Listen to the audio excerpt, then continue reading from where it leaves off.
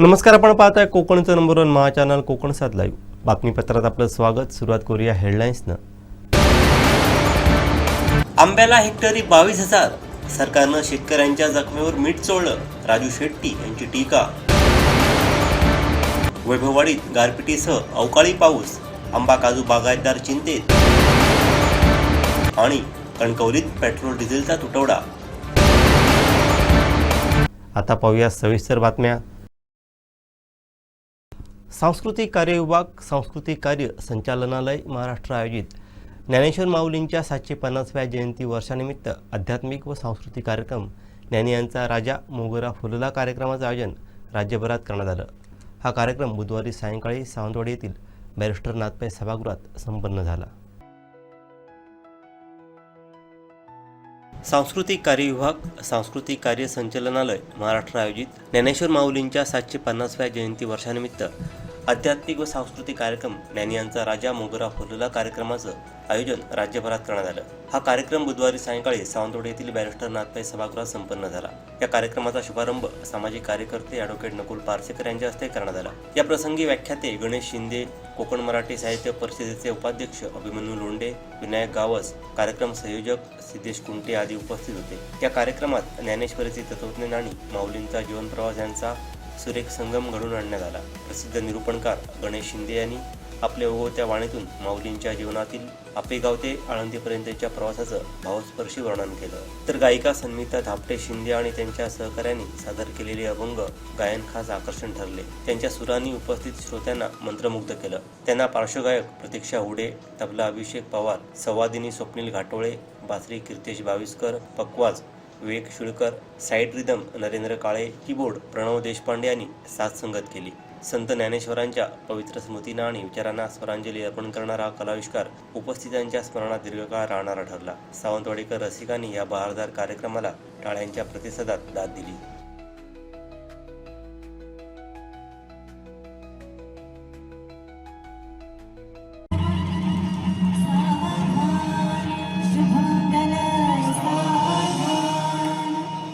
या पंढरपुरात या पंढरपुरात काय वाजत गाजत, काय वाजत गाजत, सोन्याचं बाशिंग लगीन देवाचं लागत, सोन्याचं बाशिंग लगीन देवाचं लागत. या पंढर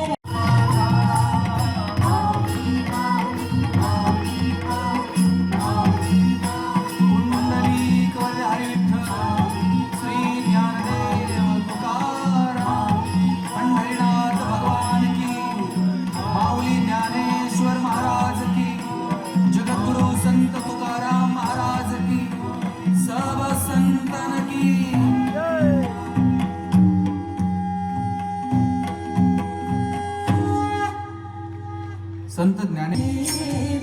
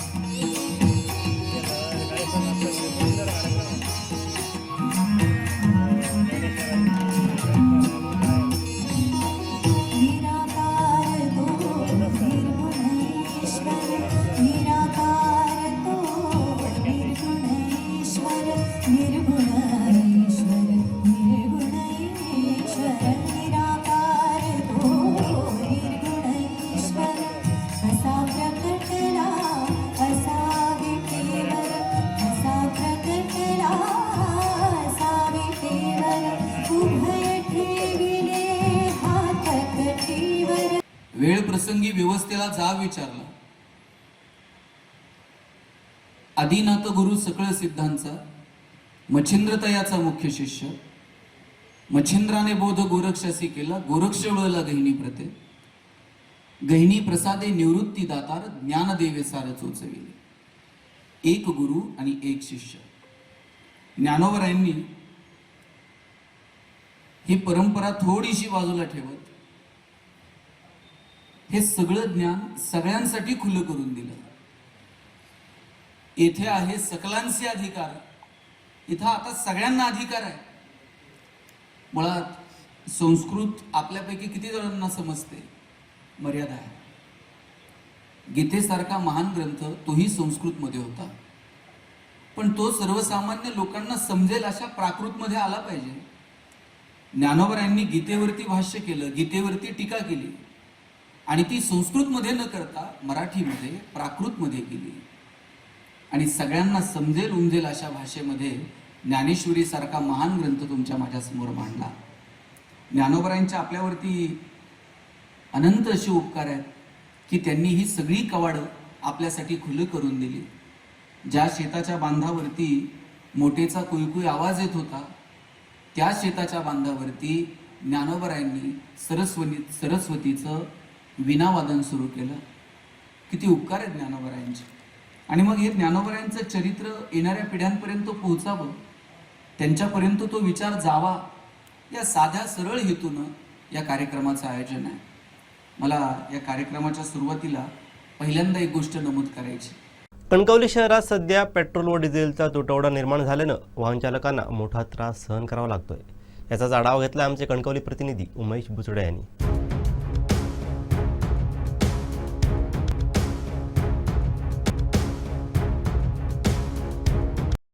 कणकवलीमध्ये पेट्रोल आणि डिझेलचा तुटवडा पाहायला मिळत आहे. कणकवलीमध्ये आपण बघितलं तर कालपासूनच या पेट्रोल पंप बस स्टँडच्या बाजूला जो पेट्रोल पंप त्याच्यावर पेट्रोल जे संपलेलं आहे, त्याच बघितलं तर जे पोलीस स्टेशनच्या बाजूला देखील पेट्रोल पंप आहे, त्या देखील पेट्रोल पंपाचं पेट्रोल हे आज सकाळी संपलेलं. त्यामुळे 2 पेट्रोल पंप हे पेट्रोल नसल्यामुळे बंद आहेत. एकंदरीत जानवलीमध्ये आत्ता पेट्रोल आलं आहे असं एकंदरीत समजत आहे. त्यानंतर मग रांगा देखील लागल्या आहेत त्या ठिकाणी.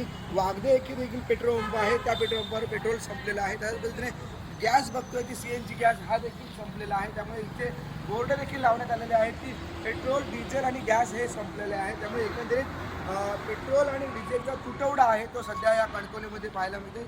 2 पेट्रोल पंपाचं आणि पेट्रोल संपलेलं आहे.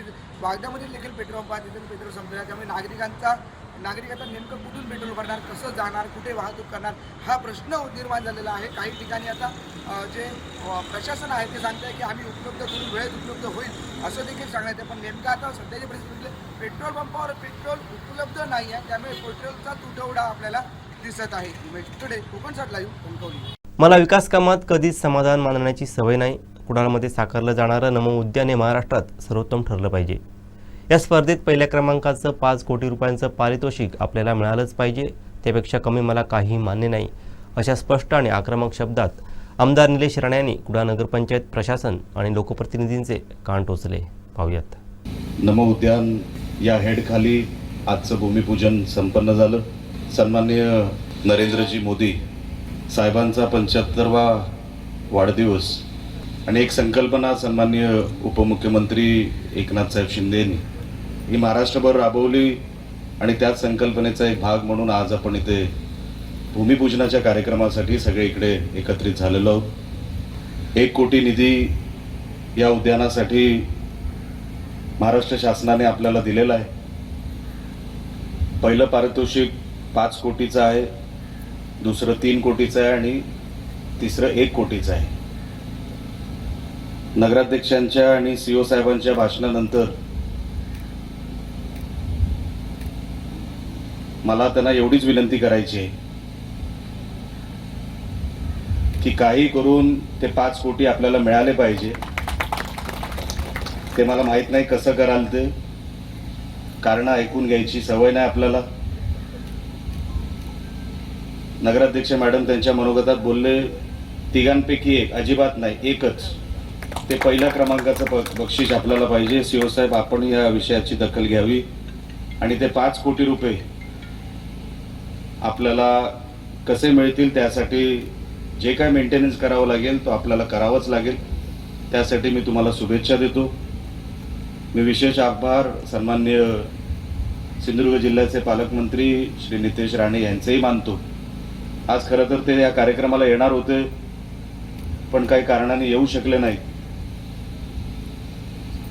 हे नमो उद्यान कुडाळमध्ये व्हावं यासाठी सन्माननीय नितेश राणे यांनी विशेष प्रयत्न केले. त्यासाठी मी मनापासून त्यांचे आभार व्यक्त करतो. या सगळ्या योजना सन्माननीय सीओ साहेबांनी जे इथे बोलून दाखवल्या, ज्याची काही कामांची प्रशासकीय मान्यता आलेली आहे, काही यायची आहे, आणि स्पर्धेमध्ये आपण प्रशासकीय मान्यतेमध्ये पुढे आहोत हे सांगण्याचं काम सन्माननीय सीओ साहेबांनी केलं. आज स्टेजवरूनच मला लक्षात आलं, जेव्हा राणेंचे कार्यक्रम होतात, बीजेपी आणि शिवसेनेचे कार्यक्रम होतात, तर स्टेज पण त्याच दर्जाचा लागतो. सीओ साहेब, आपण याची काळजी घ्यावी. खुर्च्या शोधायची गरज पडता कामा नाही. कार्यक्रमाला कोण येतोय, किती लोक येत आहेत, पालकमंत्री येणार होते, काल रात्रीपर्यंत आपलं ठरत नव्हतं, असं कोऑर्डिनेशन करून चालणार नाही. आपल्याला फार बारकाईने लहान लहान गोष्टीकडे लक्ष दिलं पाहिजे. राज्य सरकारचा निधी असू दे, जिल्हा नियोजनाचा निधी असू दे, फार कष्टाने आम्ही आणतो साहेब. हे उद्यान होणारच आहेत. अनेक लोकांचं इनपुट घ्या. जसं आज तेरसेताई बोलली की अमुक अमुक आम्हाला या शहरामध्ये आपलं कल्चर दिसलं पाहिजे, त्यांचं इनपुट घ्या. अनेक ज्येष्ठ असतील आजूबाजूला ज्यांना उद्यान, शहर, ब्युटिफिकेशन ह्याच्याबद्दल काय माहिती असेल, त्यांचं कुठेतरी इनपुट घ्या आणि असं उद्यान बनवा. ते नुसतं बनवण्यासाठी 1 कोटी रुपये आलेत म्हणून बनवू नका. हे माझं काहीतरी आहे, ही माझी प्रॉपर्टी आहे. माझी म्हणजे वैयक्तिक, तुमची नाही, ह्या शहराची प्रॉपर्टी आहे. असं करून हे उद्यान उभं राहिलं.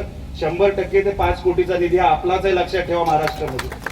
पण ते इकडून आलं पाहिजे, मनाने आलं पाहिजे. नुसतं वरवरती साहेब आम्हाला अमुक निधी द्या असं सांगून होत नसतं साहेब.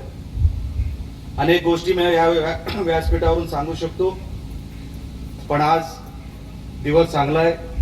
रामनवमीचा दिवस आहे. आपण जसं शहर सांभाळाल, अभिनंदन लोक जेव्हा आपलं करतील, तेव्हा खऱ्या अर्थाने आपण सत्तेवर आहोत. कोकणाची बाजू आपण घेतली, किती कौतुक वाटतं. अशी ऊर्जा तुम्हाला आली पाहिजे. नुसतं नमो उद्यान इकडे आलं, 4 पैसे मी महाराष्ट्र शासनातून घेऊन आलो, हे तुमचं कौतुक नाही. तुम्ही इम्प्लिमेंट कसं करताय, तुम्ही माझ्या शहराला कसं जपताय, तिथे तुमचं कौतुक आहे. त्या कौतुकाचा पाठलाग करा. नुसतं पैसे आले म्हणून माझं काम झालं, तुमचं काम अजिबात झालेलं नाही. माझं लक्ष आहे. मी अनेक गोष्टी या व्यासपीठावरून आज बोलणार नाही. अनेकांना वाटेल माझं दुर्लक्ष झालेलं, पण अजिबात नाही. तुम्हाला टीम मेंबर, टीम लीडर म्हणून इकडे बसवलेला आहे. आपला अधिकार आहे म्हणून नाही. आज तुम्ही बसलेला आहात तर सगळ्यांना तुम्हाला शिरसाटांना धरून, कुठे ते शिरसाट आहे बघा, यांना धरून लोकांनी त्यांनाही निवडून दिलेलं आहे. त्यांच्याही कुठल्या अडीअडचणी असतील, त्यांची कुठली कामं असतील, आणि बीजेपी तर आपलाच पक्ष आहे, अजिबात नाही. कुठेही त्याच्यामध्ये तडजोड होता कामा नाही. जो निधीचा वाटप आपल्याला होतो तसाच निधीचा वाटप प्रत्येक नगरसेवकाला झाला पाहिजे, एवढं आपण लक्षात ठेवा. कुठेही कमी जास्त होऊ देऊ नका, तक्रारी येऊ देऊ नका. शेवटचे काही महिने आहेत पुढची निवडणूक लागायला, तर त्याच्यासाठी आपण दिवस रात्र मेहनत करावी. या शहराला जपावं.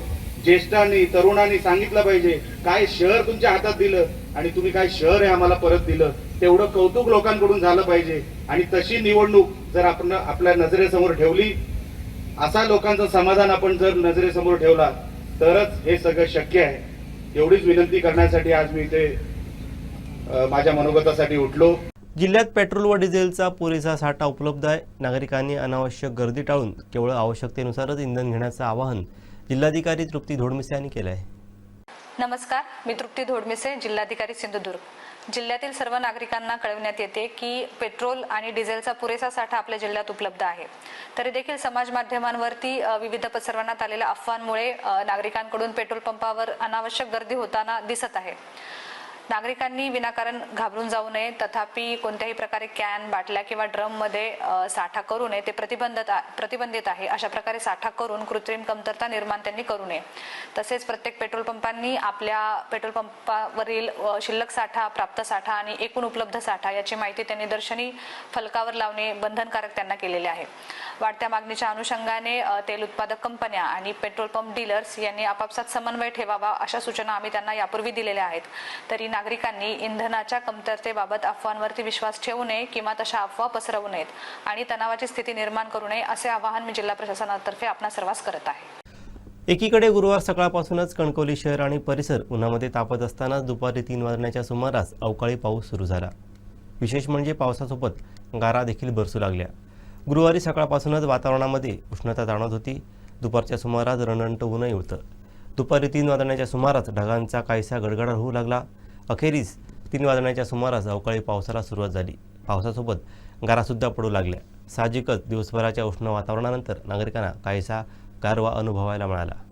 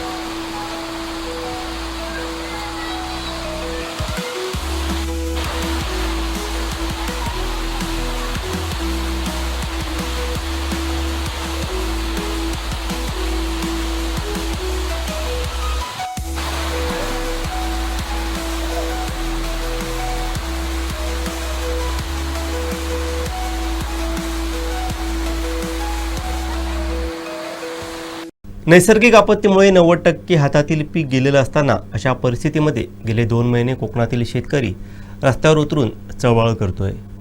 असं असताना मात्र सरकारनं आंब्याला हेक्टरी 22,000 रुपये मदत जाहीर करून शेतकऱ्यांच्या जखमेवरती मीठ चोळलंय. तर एकीकडे कुंभमेळ्यासाठी 25,000 कोटी उधळायला यांच्याकडे पैसा आहेत, तर दुसरीकडे काजू उत्पादक शेतकऱ्याला वाऱ्यावर सोडलं आहे, असं मत शेतकरी नेते राजू शेट्टी यांनी व्यक्त केलं आहे. नैसर्गिक आपत्तीमुळे कोकणातल्या आंबा आणि काजू उत्पादक शेतकऱ्यावर मोठं संकट आलेलं होतं. जवळपास 90% पीक हातातलं गेलेलं होतं. अशा परिस्थितीमध्ये गेले 2 महिने कोकणातला शेतकरी पहिल्यांदा रस्त्यावर उतरला, चळवळ करतोय. आणि असं असताना सरकारनं मात्र त्याच्या जखमेवर मीठ चोळण्याचं काम केलेलं आहे. आज विधानसभेमध्ये एक हेक्टरी 22,000 रुपये म्हणजे कलमाला केवळ 220 रुपये मदत जाहीर केली आहे. काजू उत्पादकाला तर वाऱ्यावरच सोडलेला आहे. खरं तर सरकारला लाज वाटली पाहिजे होती. कुंभमेळ्यासाठी 25,000 कोटी रुपये उधळायला यांच्याकडे पैसे आहेत. जो कुंभमेळा मागचा 2015चा केवळ 2,500 कोटीमध्ये संपन्न झालेला होता. यांना कमिशन खाण्यासाठी, भ्रष्टाचार करण्यासाठी कुंभमेळ्याच्या नावाखाली 25,000 कोटी रुपये उधळायला पैसे आहेत. ज्या सगळ्या महाराष्ट्राला नको असलेला शक्तीपीठ महामार्ग, ज्यातून यांना 70,000 कोटी रुपये खायला मिळणार आहेत, त्यासाठी 1,15,000 कोटी रुपये उधळायला यांच्याकडे पैसे आहेत. पण ज्या कोकणातल्या शेतकऱ्यांना केवळ आंब्यातून आंबा निर्यात करून आणि आंब्याचा पल्प निर्यात करून वर्षाला 1,300 कोटी रुपयाचं परकीय चलन मिळवून देतो, तर तो कोकणातला शेतकरी पहिल्यांदा मदतीची अपेक्षा करत होता. त्याला मात्र केवळ 220 रुपये एका कलमाला, ज्या कलमावर यावर्षी शेतकऱ्यांनी 4,500 ते 5,000 रुपये खर्च केले आहेत आणि ते सगळे पाण्यात गेले आहेत, कारण 10% सुद्धा उत्पादन हातात नाही आहे. सिंधुदुर्गचे पालकमंत्री राणे मोठ्या तोंडानं सांगत होते, सरकार शेतकऱ्याला रस्त्यावर येऊन देणार नाही. आम्हाला शेतकऱ्याची काळजी आहे. ही काळजी का? तुमच्या वडिलांची कारकीर्द जरा आठवा.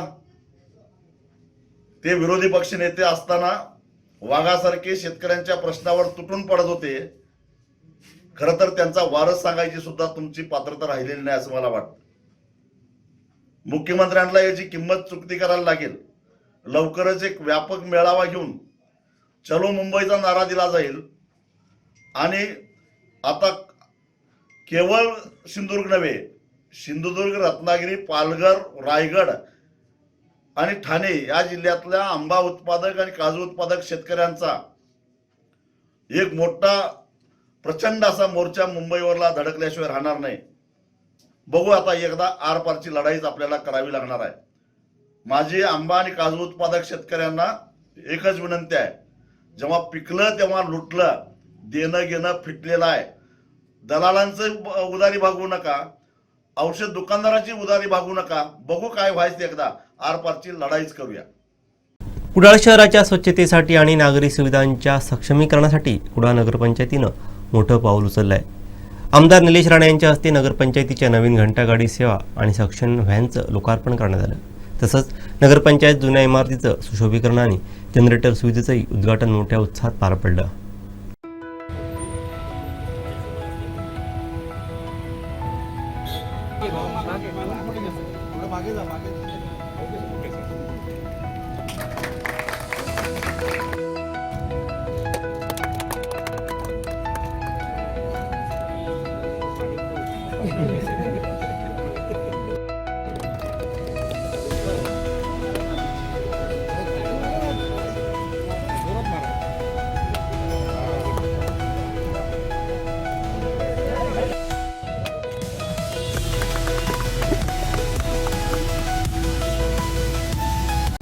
वैभववाडी तालुक्यात आज वादळी वाऱ्यासह अवकाळी पावसानं हजेरी लावली असून काही भागात गारपीटही झाली.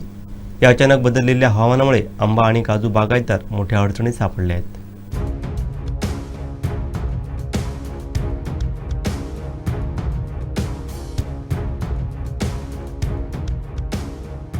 वैभववाडी तालुक्यात दुपारनंतर अचानक काळे ढग दाटून आले आणि काही वेळातच विजांच्या गडगडाटासह व वादळी वाऱ्यासह जोरदार पावसाला सुरुवात झाली. अनेक ठिकाणी गारपीट झाल्यानं शेतकऱ्यांचं मोठं नुकसान होण्याची भीती व्यक्त केली जात आहे. आंबा आणि काजू या मुख्य पिकांवर या पावसाचा मोठा परिणाम होण्याची शक्यता आहे. आधीच हंगामाच्या उंबरठ्यावर असताना आलेल्या अवकाळी पावसामुळे बागायतदारांमध्ये चिंता वाढली आहे. अचानक आलेल्या पावसामुळे बाजारपेठेत आलेल्या तसंच बांधकाम सुरू असलेल्यांची धांदल उडाल्याचं चित्र पाहायला मिळालंय. काही ठिकाणी वीज पुरवठा विस्कळीत झाला होता. तसंच या वादळी वाऱ्यासह झालेल्या पावसामुळे सरडुरे, शिराळे, अरुळे, निमरुळे, करूळ येथे विद्युत पोल घरांचं छप्पर कोसळून मोठं नुकसान झालंय. त्या नुकसानीचा पंचनामा सरकारी यंत्रणेकडून सुरू आहे. या वर्षात पदार्पण करतोय. देशाचे पंतप्रधान हरित क्रांती ह्या विषयावर अग्रेसर असतात. तसंच जे हे उद्यान आहे त्या आपल्याला अशी माहिती मिळालेली आहे की स्पर्धा होणार आहे. तर मला असं विशेषतः कुडाळच्या बाबतीत किंवा आपल्या सिंधुदुर्ग जिल्ह्याच्या बाबतीत नमूद करायची इच्छा आहे किंवा विनंती आहे की हे उद्यान करताना आपला सिंधुदुर्ग किंवा कोकणच्यामध्ये रिफ्लेक्ट होईल असं साधारणतः आपल्याला जर करता आलं, इथली जी साधन सामग्री आहे त्याचा वापर करता येतं, तर आपल्याला त्याच्यामधनं नंबर येण्यासाठी जे नाविन्य लागतं तर ते नाविन्य नक्कीच आपण साधू शकू असं वाटतं. त्याचप्रमाणे कुडाळ शहरामध्ये किंवा आपल्या शहराच्या माध्यमातून अनेक आपल्याला जाणकार याच्यामध्ये मिळतील. कार्यक्रम आपल्याला लवकर करायचं आहे, हे जे उद्यान आहे ते लवकरात लवकर पूर्ण करायचं जरी असलं तरी त्याच्यामध्ये जे नाविन्य पाहिजे त्याने जर थोडासा वेळ घेतला तरी नक्कीच चालेल. पण येत्या मोदीजींच्या वाढदिवसाला नक्कीच आपण याचं उद्घाटन आणि इथे पालकमंत्री असतील, आमचे दादाही असतील, कारण दादांच्या डोक्यात प्रत्येक गोष्टीबाबत एखादं छोटंसं इमारत जरी बांधायची असेल तर त्याच्याबाबत कल्पकतेने विचार केला जातो. तर याच्यामध्ये आपण सन्माननीय राणे साहेबांचं पण मार्गदर्शन नक्कीच घ्यावं, कारण त्यांना ह्या अशा नाविन्यपूर्ण गोष्टीमध्ये अतिशय आवड आहे आणि कल्पकता जी आहे त्यांच्याकडे ती नक्कीच वाखाणण्याजोगी आहे. आज इथे सर्व उपस्थित राहिले व्यासपीठावरील सर्व मान्यवर, त्यांचेही मी नगरपंचायतच्या वतीने आभार. सन्माननीय पंतप्रधान नरेंद्रभाई मोदी यांच्या 75व्या वाढदिवसाच्या निमित्ताने आपल्या महाराष्ट्र सरकारचे नगरविकास मंत्री आणि शिवसेना पक्षाचे आमचे पक्षप्रमुख सन्माननीय एकनाथरावजी शिंदेसाहेब यांच्या संकल्पनेतून संपूर्ण महाराष्ट्रभर 348 ठिकाणी नमो उद्यान त्या ठिकाणी पूर्णत्वास जाणार आहे. आणि याच नमो उद्यानाच्या कुडाळ शहरातील या भूमिपूजनासाठी आजचा हा सोहळा या ठिकाणी आयोजित केला आहे. मगाशी या ठिकाणी संध्याताई तेरसेंनी उल्लेख केला की या प्रकल्पासाठी बक्षिसांची देखील त्या ठिकाणी व्यवस्था झालेली आहे. म्हणजे अभियान राबवत असताना नुसतं नमो उद्यान राबवलं, त्या ठिकाणी एखादी योजना हातात घेतली आणि ती पूर्णत्वास नेली असं नाही, तर या उद्यानातून किंवा या प्रकल्पातून नवनवीन संकल्पना पुढे याव्यात, नागरिकांसाठी त्याचा उपयोग आहे तो अन्य योजनेतून किंवा अन्य मार्गाने त्या ठिकाणी चांगल्या व्यवस्था निर्माण व्हाव्यात. त्या ठिकाणी असणारे येणारे नागरिक असतील, ज्येष्ठ नागरिक असतील, छोटी लहान बालकं असतील, या सगळ्यांसाठी काहीतरी अभिनव उपक्रम त्यामध्ये समाविष्ट असावेत. या सुज्ञ हेतूनेच या ठिकाणी या उद्यानाच्या विकसनाबरोबर त्याला त्या ठिकाणी अभियानाचं सुद्धा स्वरूप दिलेलं आहे. आणि म्हणूनच या अभियानाच्या माध्यमातून राज्यस्तरावर प्रथम क्रमांकासाठी 5 कोटी साहेब, द्वितीय क्रमांकासाठी 3 कोटी आणि तृतीय क्रमांकासाठी राज्यस्तरावर 1 कोटी एवढ्या मोठ्या रकमेची तरतूद आहे. म्हणजे जेवढी रक्कम आपण या उद्यानासाठी खर्च करणार आहोत त्याहीपेक्षा अधिकची रक्कम आपल्याला जर या अभियानामध्ये आपण प्रथम द्वितीय तृतीय क्रमांक मिळवला तर आपल्या शहराच्या विकासासाठी आपल्याला उपलब्ध होणार आहे. आणि म्हणूनच अतिशय नाविन्यपूर्ण अभियान सन्माननीय मुख्यमंत्री फडणवीस साहेब असतील, सन्माननीय उपमुख्यमंत्री शिंदे साहेब असतील, उपमुख्यमंत्री श्रीमती त्या ठिकाणी सुनेत्रा पवार मॅडम असतील, यांच्या माध्यमातून हा राज्य सरकारने उपक्रम हाती घेतलेला आहे. याचबरोबर आपल्या सगळ्यांना सांगायला अतिशय आनंद वाटेल, आपल्या सगळ्यांचं लाडकं नेतृत्व, आपल्या या भागाचे कोकणचे भाग्य विधाते आणि महाराष्ट्राचे माजी मुख्यमंत्री सन्माननीय खासदार नारायणराव राणेसाहेब यांच्या सुद्धा 75व्या वाढदिवसाची त्या ठिकाणी आपल्या या वर्षापासून आपण त्यांचा सुवर्ण महोत्सवी वाढदिवस साजरा करणार आहोत. आणि त्या अनुषंगाने सुद्धा अन्य काही उपक्रम आपल्याला राबवता आले, आपल्याला त्या ठिकाणी त्याला काही जोड देता आली, तर आपल्या दोन्ही नेत्यांचा, आपण ज्यांना त्या ठिकाणी आश्रयस्थान मानतो, आपण ज्यांना मार्गदर्शक मानतो, असा दोन्ही नेत्यांचा 75वा वाढदिवस एकाच वर्षात साजरा करण्याची संधी आपल्या सगळ्यांना मिळणार आहे. आपण त्या संधीचा सुयोग्य उपयोग करून घ्यावा अशी या माध्यमातून आपल्याला देखील विनंती करेन. माजी आमदार वैभव नाईक यांच्यावर वाढदिनी शुभेच्छांचा वर्षाव करण्यात आला. पाहूयात.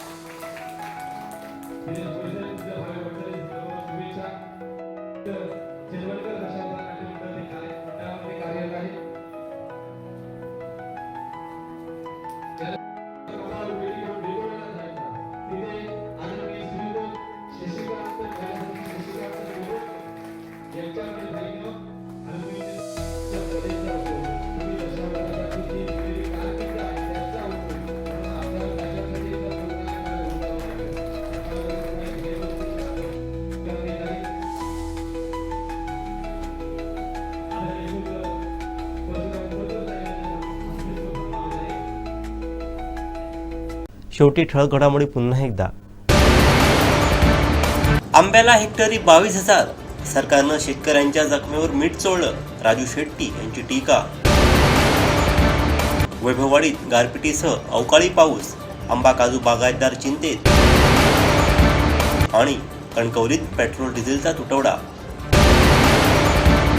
बातमीपत्रात वेळ झाली ते थांबण्याची. पाहत राहा बदलत्या कोकणचा बुलंद आवाज. कोकणचा नंबर 1 महाचॅनल कोकण साध लाईव्ह. धन्यवाद.